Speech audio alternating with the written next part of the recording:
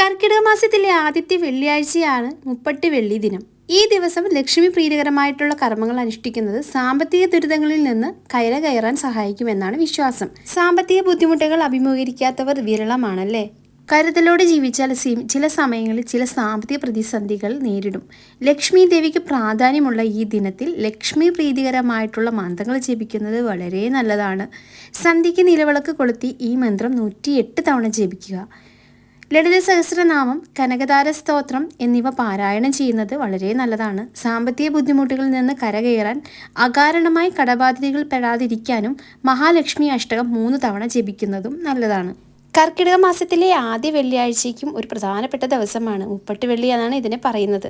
അതുകൊണ്ട് തന്നെ ഈ ആരോഗ്യ സംരക്ഷണത്തിനും വളരെയധികം ശ്രദ്ധിക്കേണ്ട ഒന്നാണ് എന്നുള്ള കാര്യത്തിലും യാതൊരുവിധ സംശയവുമില്ല.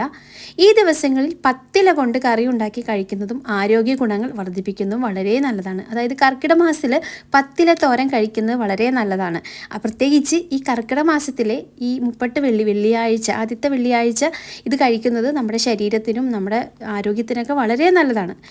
കർക്കിടക മാസത്തിൽ കഴിക്കേണ്ട 10 ഇലകൾ, കർക്കിടകത്തിൽ 10 ഇലകൾ കഴിച്ചിരിക്കണം എന്നാണ്. ഇവ കഴിക്കുന്നത് ആരോഗ്യപ്രദമാണ്.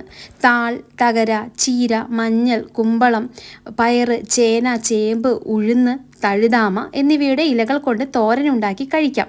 ദശപുഷ്പങ്ങൾ സമൂലം ഇടിച്ച് പിഴിഞ്ഞ് ഞവര അരിയും ഉലുവ, ആശാളി, ജീരകം, ചെറുപയർ കൊണ്ട് കഞ്ഞി ഉണ്ടാക്കിയിട്ട് നമുക്ക് കഴിക്കാം. ശരീരത്തിലെ എല്ലാ അസ്വസ്ഥതകളും മാറാൻ നല്ലതാണ്. ഇവിടെ കിറ്റ് നമുക്ക് കടകളിലൊക്കെ ആയുർവേദ ഷോപ്പുകളിലൊക്കെ നമുക്ക് വാങ്ങിക്കാൻ കിട്ടും. അത് നമുക്ക് വെച്ച് കഞ്ഞി ഉണ്ടാക്കി കഴിക്കുന്നത് ഈ മാസത്തിൽ കഴിക്കുന്നത് വളരെ നല്ലതാണ്. പഞ്ഞമാസത്തിൽ ആരോഗ്യം നിലനിർത്താനായിട്ട് ഉപയോഗിച്ച് വരുന്നവയാണ് ഇവ രണ്ടും.